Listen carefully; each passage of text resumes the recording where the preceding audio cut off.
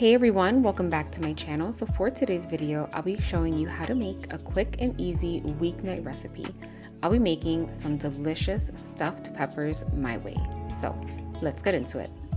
And jumping right into the recipe, I have here my pan and it is set over medium-high heat. That is about the number 6. And I'm just gonna drizzle a generous amount of some extra virgin olive oil, and I'm gonna saute 1 chopped white onion.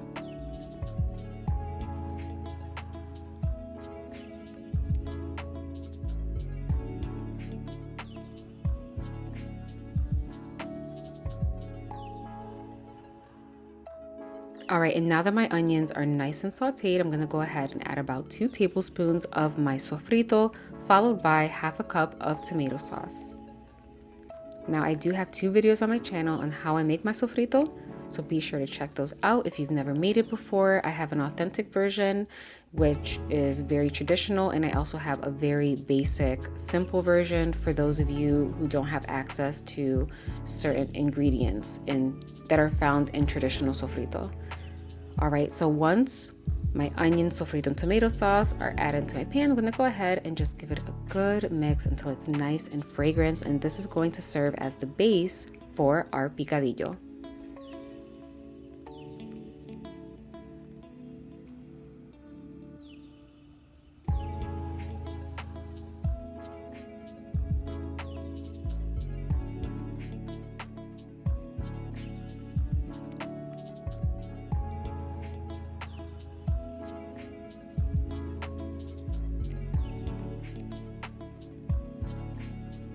All right, now I'm gonna go ahead and add my meat, and here I'm using 1 pound of 85% lean ground turkey. I don't like my meat to be too lean. I want it to be pretty juicy. However, you can use any cut of meat and any percentage that you prefer. Just keep in mind that if you are using a leaner cut of meat, whether it's turkey, chicken, beef, etc., be sure to add a little extra oil just to make sure that it's nice and juicy. So I'm gonna go ahead and just give it a nice chop. And while I'm chopping it, I am also mixing it with my picadillo base, which is the sofrito, the tomato sauce, and the onion. And all of those flavors are going to penetrate the meat really, really well. So when it comes to Latin style picadillo, we don't brown the meat first and then add the ingredients like you see in other recipes, which is perfectly fine. But for Latin style picadillo, we tend to combine the meat along with all of the spices. So it kind of all just cooks together so that all of those flavors can penetrate really nicely into the meat.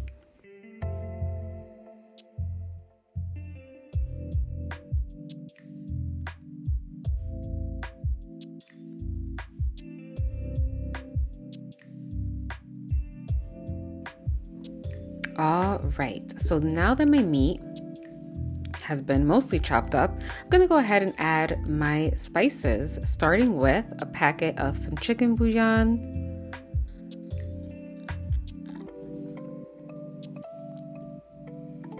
and then 1 packet of some Goya sazón with culantro y achote.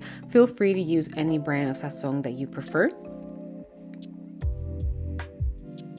You also have the option to leave it out if you just don't want it. That's okay.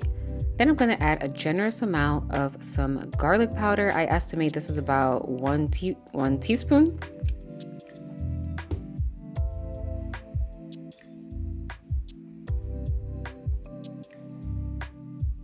Then I'm gonna add a little bit of some ground oregano.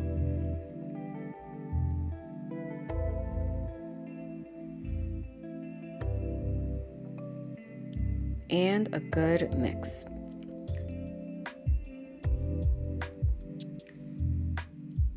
And again, as I mentioned earlier, I am going to have all of the ingredients in the description box. However, feel free to make adjustments, and also feel free to add other extra things that you like to add. You can also add some chopped, like some very finely chopped pieces of potato, some extra peppers, other veggies such as carrots.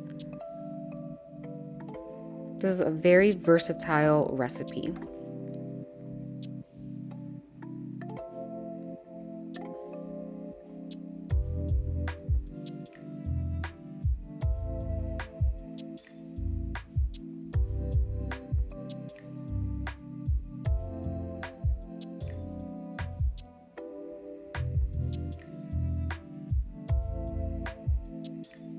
Almost done.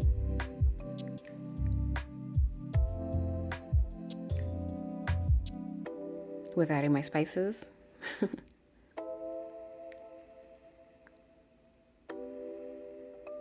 All right, and last but not least, I'm adding some all-purpose seasoning. I'm using the Lori's Casero Total Seasoning, which I'm awkwardly trying to put in front of the camera. I'm just gonna add about half a teaspoon or so because I don't want to oversalt this picadillo, since I am gonna add some more ingredients later on when I go to bake them inside the peppers.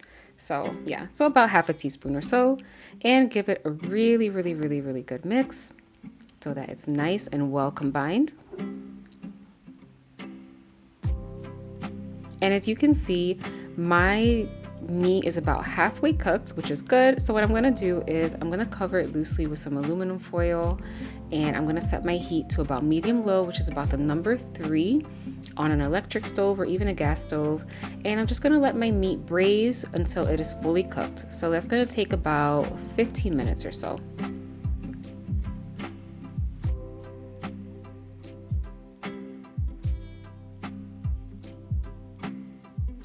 All right, so it actually only took about 11 minutes for my meat to be completely cooked. And as you can see, it's nice and juicy. Now, if you want to keep it this juicy, you can just turn your stove off and you are done cooking your meat.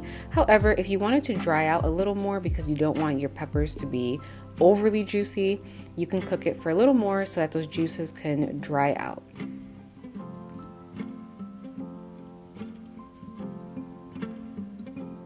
So for my stuffed peppers, I'll be using green bell peppers. However, feel free to use any kind of peppers that you like. You can even use like little mini sweet peppers and make little baby stuffed peppers. That's actually a really good idea. So after I slice my bell peppers in half, I'm going to de-seed them and make sure they're nice and clean in the inside.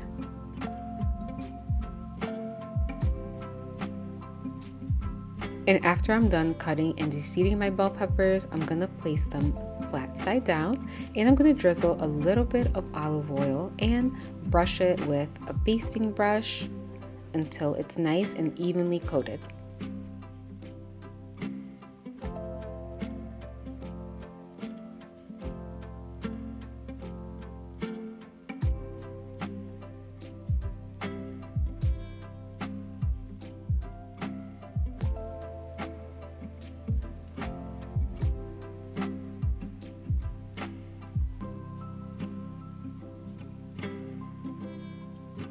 So I went ahead and transferred my turkey picadillo over to a bowl, and it came out so good. Now, while this picadillo is far from basic because it is full of flavor, I am keeping this recipe very simple. I'm just gonna add about half a cup of some whipped cream cheese. This is gonna give it a really nice flavor and also a nice texture, nice creamy texture. But as I mentioned earlier, feel free to add whatever you like. If you wanna add some chopped cooked potatoes, some leftover cooked white rice, you want to add some chopped veggies that are in your fridge that are about to go bad and you don't want them to go to waste, you can customize this recipe however you like. But on this particular day, I was really tired and I just wanted to make something that was nutritious, tasty, and very easy and quick to make. So just gonna add the whipped cream cheese. You can also add some regular cream cheese. Just make sure that it's nice and soft to room temperature so that you can mix it a lot more easily into the turkey picadillo. All right, I'm just gonna mix this until it is nice and well combined. And that is it.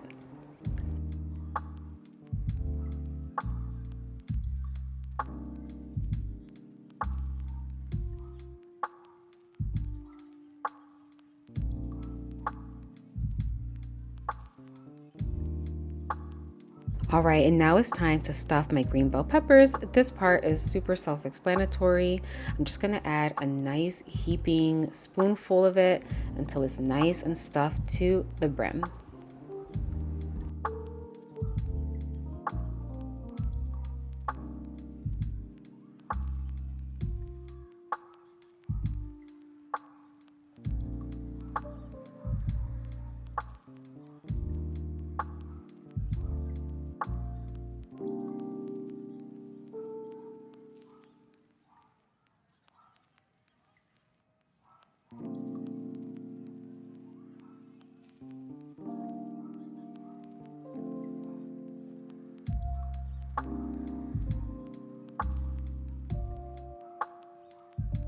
And after I've stuffed each of my bell pepper half, I'm gonna go ahead and top it with cheese. Now I'll be using some hand shredded Colby cheese, but feel free to use any cheese you like. Sharp cheddar, Gouda, mozzarella, smoked provolone, or a mixture of cheeses, whatever you like.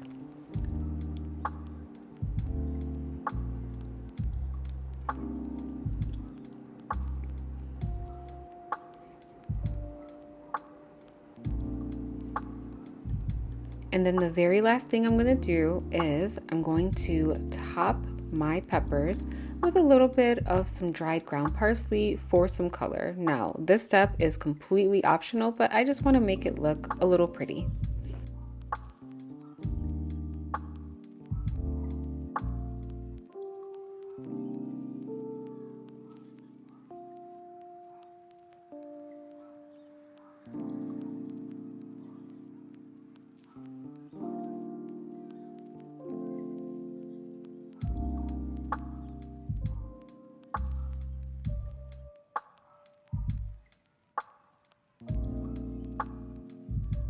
Now my stuffed peppers are ready to go in the oven. I have covered them tightly with some aluminum foil. I have my oven preheated to 425 degrees and I'm gonna bake it for about 35 minutes. And after about 35 minutes, my stuffed peppers are complete and they came out so delicious. And the best part about it, it was super quick and simple to make.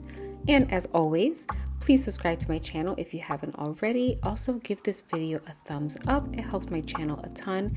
And be sure to hit that notification bell. Until next time.